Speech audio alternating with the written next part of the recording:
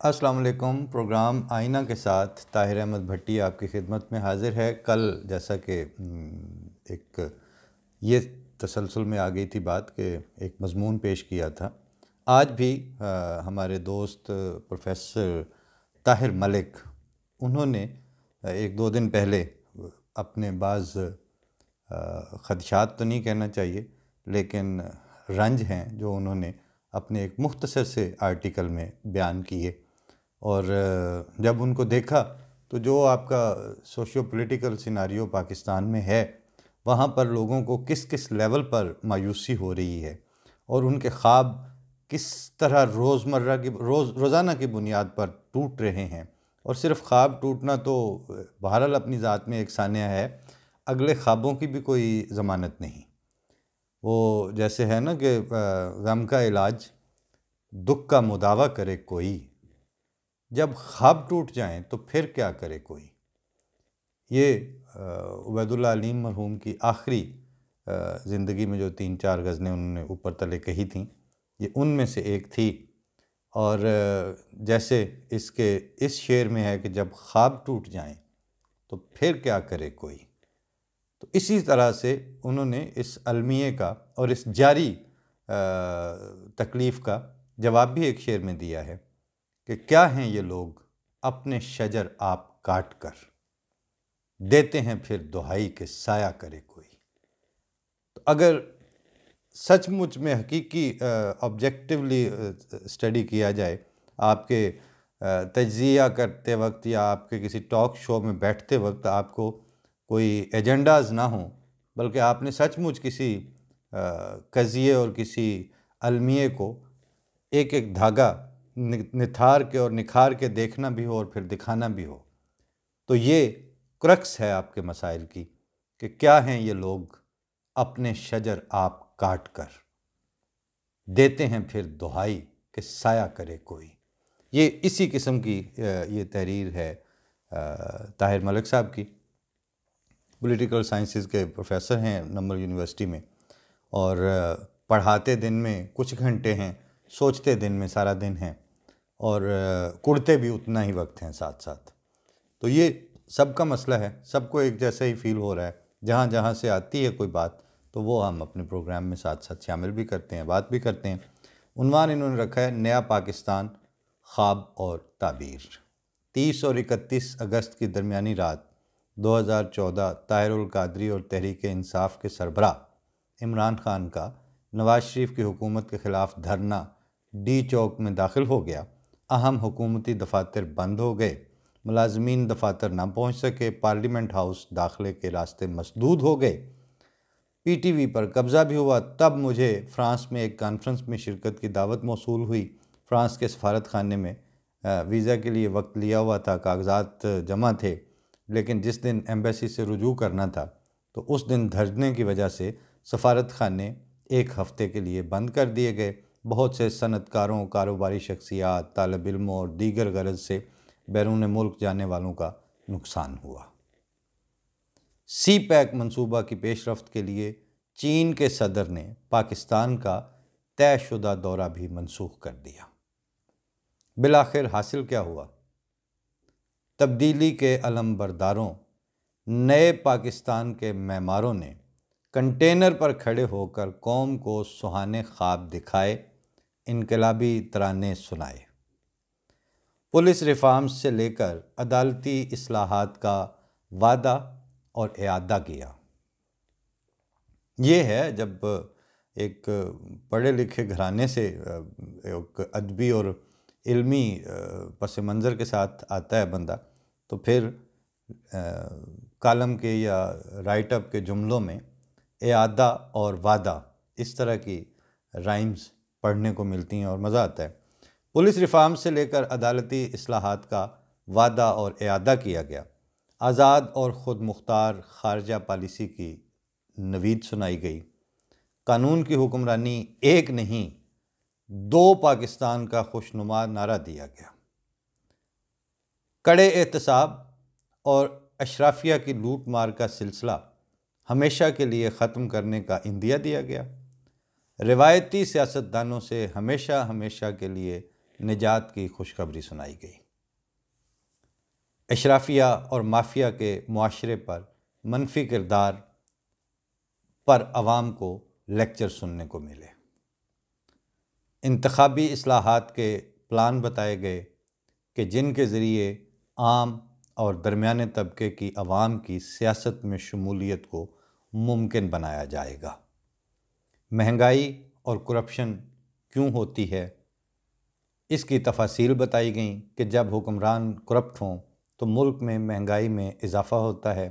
आलमी मालियाती इदारों से कर्ज़ न लेने की कस्में खाई गईं। कर्ज़ लेने के बजाय ख़ुदकुशी कर लेने को तरजीह देने का वादा किया गया। इसकी तफसीलात में यहाँ तक भी कहा गया कि हमारी कस्में गवाह हैं कि हम ख़ुदकुशी ही कर लेंगे। इसमें जुमला मोतरज़ा के तौर पर मैं अर्ज़ करना चाहता हूँ कि ये कसम तो उन्होंने पूरी कर ली, क्योंकि पिछले 2 साल में मैं देख रहा हूँ कि मुसलसल वो ख़ुदकुशी कर रहे हैं। उनके ख़्याल में तो वो ज़िंदा भी हैं, वो प्लान भी कर रहे हैं, लेकिन अक्सर हर नया फ़ैसला जो है वो एक नई किस्म की सियासी और कौमी ख़ुदकुशी के मुतरादिफ़ ही है।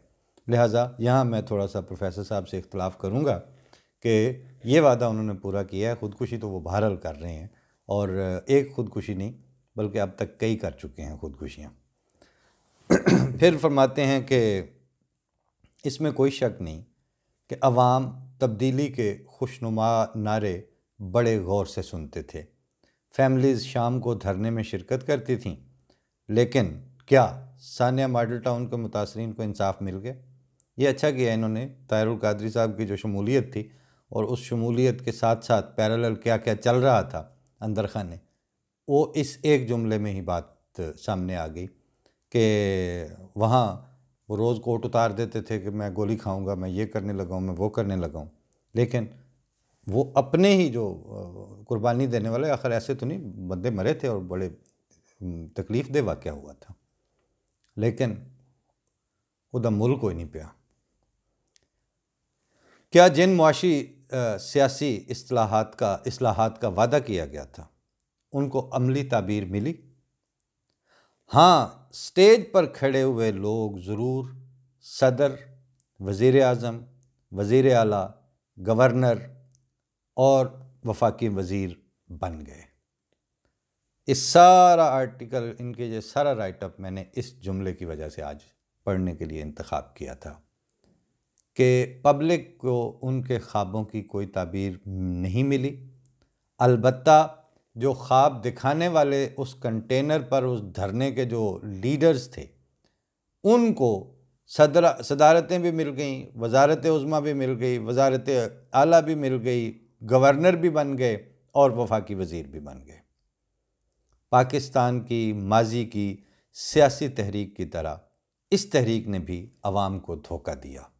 अवाम इस्तेमाल हुए, जमहूरियत, मीडिया और अदलिया मज़ीद कमज़ोर हुए, मुक़्तदरा मज़ीद ताकतवर हुई। ठीक है, उनके पास बहुत अदब के जब आर्टिकल्स होते हैं या बड़े जो राइटर्स होते हैं उनके ऊपर बात करते हुए कहा जाता है कि इकॉनमी ऑफ वर्ड्स, तो ताहिर मलिक साहब के पास भी बहुत ज़्यादा अल्फाज वो नहीं लिख सकते थे, और वहाँ पर अब बहुत एहतियात से भी बात करने का चलन बन चुका है और मजबूरी भी है, और इसी में से लोग रास्ता ढूंढ के बात कर भी रहे हैं। लेकिन मीडिया, अदलिया मज़ीद कमज़ोर हुए, जमहूरियत मज़ीद डैमेज हुई और मुक़्तदरा मज़ीद ताकतवर हुई। ये सम टोटल है जो इन्होंने बताया है, और इसमें से आलमोस्ट अक्सर पॉइंट्स वो हैं जिनकी हालात हाज़रा पर नज़र है वो इनसे इख्तलाफ कर भी नहीं सकते। लेकिन कुछ हिस्से, कुछ ऐसे उसमें से सेगमेंट्स हैं जो ताहिर मलिक साहब पता नहीं क्यों बयान नहीं कर पाते और नहीं कर सके, और वो वैसे भी छोटा राइटअप लिख के तो वो अपना उस एपिसोड का पैगाम दे जाते हैं और बाकी किसी और के सुपुर्द कर जाते हैं मेरा ख्याल है। इसी तरह मैं और भी बहुत से ऐसे जो एहतियात के साथ बात करने वाले हैं उनकी बात सुनता रहता हूँ, तो अक्सर ये चीज़ सामने आई है कि सारी बात, पूरी बात इस वक्त बोलनी कहनी बहुत मुश्किल हो रही है। हसन निसार साहब को हम सुनते हैं, अक्सर लोग सुनते हैं, लेकिन आप गौर करके देख लें कि उन्होंने जैसे तय कर लिया है कि फ़लाँ जो गीली मुंडेर है उस पे मैंने अपना पाँव नहीं आने देना, और वो नहीं आने देते। जितनी वो किताबों के साथ इश्तिगाल की बात करते हैं और होती है, उसमें अकल तो ये तस्लीम नहीं करती कि ये जो सामने का पड़ा हुआ पिछले 30-40 साल का अलमिया है वो उनकी नज़र से ही नहीं गुजरा आज तक, लेकिन वो सेफ जोन नहीं है। हबीब जालिब की तरह वो आमरीत को तो ललकार सकते हैं, वो सहाफ़ियों को कोड़े मारने पर बात कर सकते हैं, लेकिन जो दिन दिहाड़े इंसानी हुकूक के साथ और इंसान के हक़ खुद इरादियत के साथ नहीं, बल्कि उसकी पैदाइशी हक़ कि वो क्या रहना चाहता है, कैसे ज़िंदा रहना चाहता है, किस चीज़ को वो अपने लिए मुनासिब समझता है, किस चीज़ को वो अपने लिए मुनासिब नहीं समझता, उसके इन सारे हुकूक, यानी ये हद तक कि वो अपना नाम भी अपनी मर्ज़ी का नहीं रख सकता। इस तरह की जो आइन साजियों की एक तारीख़ है पूरी की पूरी। सलीम कौसर साहब ने लिखा कि सिर्फ जिंदा की रिवायत ही पे मामूर नहीं, एक तारीख सफ़र करती है जंजीर के साथ। तो वो जो एक पूरी तारीख सफ़र कर रही है इस आइन साजियों के खिलवाड़ के साथ, उसके ऊपर बात करनी मुश्किल है, काफ़ी मुश्किल काम है। इतना आसान नहीं कि वो ये लहू रोना सबके बस की बात नहीं है। डॉक्टर साहब, अपना प्रोफेसर ताहिर साहब ने भी बात की। इतना हिस्सा शायद उन दिनों इनसे ज़हूल हो गया हो कि इन्होंने ना देखा हो, हम भी वो धरने देख रहे थे, और प्रोफेसर ताहिर तो वहाँ बैठ के देख रहे थे पाकिस्तान में, हम टेलीविज़न पर रोज़ाना की बुनियाद पर यहाँ से देख रहे थे। और अजीब एक कैफियत गुजरी कि उसी कंटेनर में, उसी के अंदर एक जहाँ पे जाके वो उन्होंने इमरान खान का रेस्ट रूम के तौर पर नीचे जगह रखी हुई थी, एक सोफ़ा पड़ा हुआ है जी, मैं इस पे ही आराम कर लेता हूँ। इनके मुंह से जब ये निकला कि मैं मईशत के लिए इस तरह उनको लेके आऊँगा, आतिफ मियाँ को, तो उसी धरने में तमाशा लग गया। उसी धरने में मुलवाने पहुँच गए। मेरे सामने उसने ऐसे टेप रिकॉर्डर पकड़ा हुआ है, इमरान खान बैठे हैं, और पूछा जी आपने ये कहा, तो वो तो कादियानी, वो तो मिर्ज़ाई, आपको पता है वो ख़त्म नबूवत के मुनकर हैं, वो फ़लाँ हैं फ़लाँ हैं। तो वो जो पावर हंगरी लीडरशिप थी, जो बातें महातीर मोहम्मद की करते हैं, उन्होंने ये पलट के नहीं पूछा उससे कि ये तुम मुझे कौन सी क्या चीज़ बताने आए हो, मैंने तो एक मईशत वाले माहिर की बात की है, तो माहिर मुआशियात की अगर पाकिस्तान को ज़रूरत थी तो मैं लाऊंगा, क्यों नहीं लाऊंगा। वहीं पे टेलीविज़न इंटरव्यू वो बाकायदा उधर से वो रिकॉर्डिंग करके साथ ही वो टीवी चैनल्स पर दिखाया जा रहा था कि बैक फुट पे। मुझे तो नहीं पता था, मुझे तो पता ही नहीं था कि ये कौन होते हैं। अल्लाह के बंदो, तुम्हें क्यों नहीं पता था? तो मुल्क को आप लीड करने जा रहे हो, आप यहाँ, यानी एक मुल्क का अगर कोई एम्बेसडर वहाँ जाता है, कई दफ़ा इत्तेफाक हुआ है नए आने वाले एम्बेसडर से, जब भी मुलाकात हुई है, हमने उनको जब तारुफ़ करवाया, तो अगर कोई रब्वा के हवाले से या अहमदियों के हवाले से बात हुई, तो तीसरे फ़िक्रे पे अगले कह देते हैं कि नहीं, ये मुझे ब्रीफ़ करके भेजा गया, I know very well. Norway के एम्बेसडर से किसी हवाले से मुलाकात हुई, उन्होंने दावत दी, तो मैंने कहा कि मेरा ये तारुफ़ भी अपनी जगह पे साथ मौजूद है। कहते हैं मैं बहुत अच्छी तरह जानता हूँ। और बाज़ ने तो ये बताया कि जब हमें नेपाल के एम्बेसडर थे, उन्होंने मुझे बताया था कि हमारा ये फ़ॉरेन ऑफिस का एक तयशुदा होता है कि वो जहाँ जहाँ जिस मुल्क में भेजा जा रहा है वहाँ कौन कौन से तबकात, क्या क्या मसाइल हैं, इसके बारे में ब्रीफिंग दी जाती है। तो आप चले थे वजारत उज़्मा को हासिल करने के लिए, तो आपको पता नहीं था कि वहाँ पे क्या क्या मसाइल हैं और वहाँ कौन कौन से तबके रह रहे हैं और उनके साथ क्या क्या खिलवाड़ चलते आ रहे हैं। जबकि अमेरिका में मैंने आपको आप बाजू खींच खींच के तो आपके ऊपर ये सवाल होते हुए खुद देखे थे कि वहाँ जब ये वक्त आएगा तो फिर आप क्या करेंगे, तो आप कहेंगे कि नहीं नहीं नहीं नहीं, वो मेरा वक्त आने तो फिर मैं पाकिस्तान सब के लिए होगा, वहाँ सबको हकूक़ मिलेंगे। तो जनाब ताहिर साहब, मैं उन लोगों को तो क्या कहूँ, लेकिन आपसे याद अल्लाह थी, आपके साथ खुल के बातें भी हो जाती थी, तो मुझे कोई इसमें माजरत खाहाना अंदाज़ नहीं है। मैं इस बात को एक बिल्कुल टेबल पे पड़ी हुई हकीकत के तौर पर आपसे गुजारिश करना चाहता हूँ कि असल में चूँकि खुदा ताला होता है और उसने दुनिया से इस तरह का ताल्लुक़ी करके, जिस तरह का खुदा का तसव्वुर है कि वो कस्में खाने के लिए होता है और बस वो एक आसमान पे बैठी हुई कोई हस्ती होती है, इस तरह की वो चीज़ नहीं होती। हस्ती बारी ताला के बारे में जो हमें बता और सिखा और समझा दिया गया है बानी जमात अहमदिया के ज़रिए, इस ताज़ा तरीन जो इरफान है हस्ती बारी ताला का, उसमें हमें कभी सोते से उठ के भी ये ख्याल नहीं आया कि खुदा नहीं होता, या आप लोग तो होते हैं, आपकी ताकतें तो होती हैं, आपकी सियासतें तो होती हैं, मगर नहीं होता तो एक खुदा नहीं होता। ऐसा कभी हमारे जहन से नहीं गुजरी बात किसी के भी।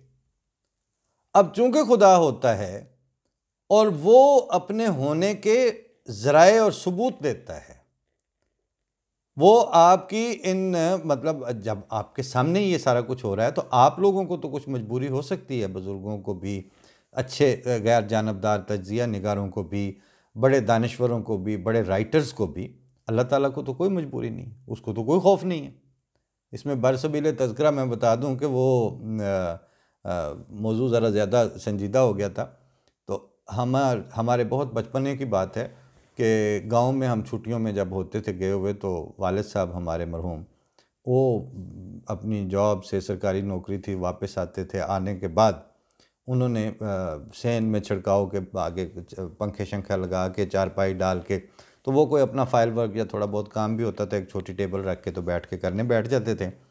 और हमारे दादा मरहूम, क्योंकि मस्जिद साथ थी, तो मगरिब का अमूमन टाइम होता था, उससे मलका जैसा अंधेरा, गर्मियों के मौसम, तो उसमें उन्होंने वज़ू करना, और जब वो मस्जिद की तरफ जाने लगते थे तो ऐसे सेन में हम सारों की तरफ, चलो मुंडियो नमाज दे चलो, वो एक यानी इज्तमाही तौर पर सबको कह के तो वो निकल जाते थे। हम भी उनके पीछे पीछे चप्पलें पहन के तो चल पड़ते थे। तो एक दो दफ़ा हमारे दादा ने देखा कि वो मस्जिद से आते हैं तो वालिद साहब वहीं बैठे हुए थे, और नक्शा ये होता था कि ये चारपाई है, पंखा लगा हुआ है, सामने टेबल पड़ी हुई है, हुक्का पड़ा हुआ है, और इधर चारपाई के पावे के साथ उन्होंने वो रिवाल्वर लटका हुआ है। तो हमारे दादा एक दिन आए तो उन्होंने कहा कि मैं जब कहता हूँ कि चलो मसीते, तो यार बच्चे चले जाते हैं और तुम यहाँ बैठे रहते हो। अल्लाह ताला को क्या है इस बात से कि तुम्हारे पास जो है वो 32 बोर का रिवाल्वर है? वो तो जब उसको गुस्सा आया तो तुम्हारी शक्ल नहीं देखेगा, ना आपके पिस्तौल को देखेगा। बात, और खैर उस दिन के बाद फिर उन्होंने वो सुस्ती तर्क की और जाना शुरू किया। बात यह है कि ये खौफ जो हैं ये हमारे पाकिस्तान के तज्ज़िया निगारों को हो सकते हैं, वहाँ के जो जॉब सीकर दानिश्वर हैं उनको ये मसले हो सकते हैं। अल्लाह ताला को तो किसी का कोई खौफ नहीं है, वो तो मालिक कुल है और वो मालिक कायनात है। अब सवाल सिंपल सा है, अगर ये बानी जमात अहमदिया को उसने ख़ुद भेजा है और वो ख़ुद भी एक हस्ती होती है, तो फिर आप लोगों की इस तरह की जो बच बच के इधर से गुजर जाएं, इधर से गुजर जाएं और असल मसले पे उंगली ना रखें, तो खुदा ताला ने तो फिर उस असल मसले पे उंगली रखनी है, बल्कि रखनी नहीं, आपसे रखवानी है। अब जो हालात आ रहे हैं ना, जो आपके रोज़ ख्वाब टूट रहे हैं, रोज़ाना की बुनियाद पर आपका हर धड़ा कमज़ोर हो रहा है। मैं मतलब खाऊं किधर की चोट, बचाऊं किधर की चोट, इस माहौल में अब आप जा रहे हैं, इस मोड में चला गया मुआशरा। क्या सरकार और क्या सरकार के साथ अटैच्ड इदारे, हर एक अब हुकूक के लिए रो रहा है। अभी मैं इसके लिए एक अलहदा प्रोग्राम रखूंगा कि अब सियासत कह रही है कि हमें मुक्तदरा से ख़तरा है, मुक्तदरा कह रही है हमें सियासत से ख़तरा है, मीडिया कह रहा है हमें दोनों से ख़तरा है, अदलिया कह रही है हमें तीनों से ख़तरा है। आप लोगों में अब सभी को सभी से ख़तरा है। वो जॉन मरहूम फरमा गए, खुद फौत हो गए, लेकिन ये बात बता गए कि अब सभी को सभी से ख़तरा है। तो ये जब सभी को सभी से ख़तरे के हालात आ जाते हैं, ये वो खुदा ताला ने आप से उंगली रखवाई है कि ये था इशू, यहाँ से आप लोगों ने सलब करने के उसमें चस्के में पड़े थे, ये छुरी आपने चलाई थी, गर्दन आपने समझी थी एक कमज़ोरों की। अल्लाह ताला ने कहा कि नहीं, अब हर कोई चिराग सब के बुझेंगे, हवा किसी की नहीं।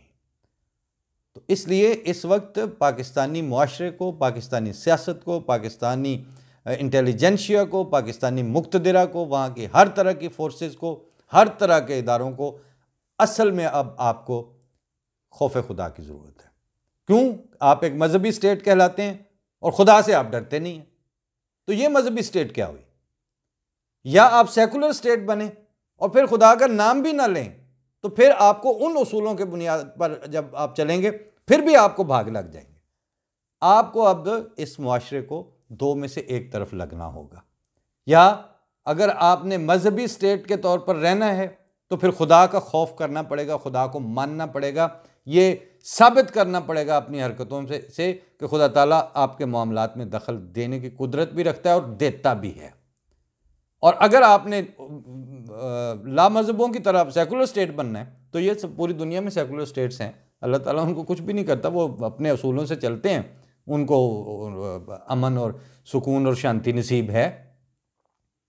ये नहीं हो सकता कि आप एक तबका पूरे का पूरा उनकी गर्दनों पे छुरियां चला के और उनको उनके सारे हुकूक तलफ करके वो अपना बच्चा जम के अपना नाम भी अपनी मर्जी का ना रखें और आप कहें कि उसके बाद आपके ख्वाब पूरे हो जाएं, सवाल ही पैदा नहीं होता। अब तो ये आज मैं एक दोस्त को एक 4 मिसरे थे उनके इमाम जमात अहमदिया चौथे जो खलीफा थे हज़रत साहिबजादा मिर्ज़ा ताहिर अहमद रहमतुल्लाह ताला उनके, तो मैंने उनको सुनाया तो मैंने कहा कि जनाब ये सुन लें, मिसरे तो हम बड़े अरसे से पढ़ते आ रहे थे लेकिन अब के हालात देख के तो सामने आ रहा है कि करो तैयारी, बस अब आई तुम्हारी बारी, यूं ही अय्याम फिरा करते हैं बारी बारी, तिलकल अय्याम नुदाविलुहा बैन अन्नास, यूं ही अय्याम फिरा करते हैं बारी बारी, और हमने तो सब्र तवक्कुल से गुजारी बारी। ये थी जो बात मैं अर्ज़ करना चाह रहा था, ये प्रोफेसर साहब से भी और बाकी इस हवाले से भी जो सोचने और कुढ़ने वाले सचमुच दर्द दिल रखने वाले शुरफा हैं कि हमने तो सब्र तवक्कुल से गुजारी बारी, हाँ मगर तुम पे बहुत होगी ये भारी भारी। ये जो चौथी लाइन में एक इंजार और एक डराने वाली कैफियत है, अल्लाह ताला सबको इससे महफूज रखे। और हाँ मगर तुम पे बहुत होगी ये भारी भारी से पहले पहले आप लोगों को अल्लाह ताला वापस आने की तौफीक दे दे। फ़ी अमानिल्लाह पाकिस्तान। अस्सलाम वालेकुम।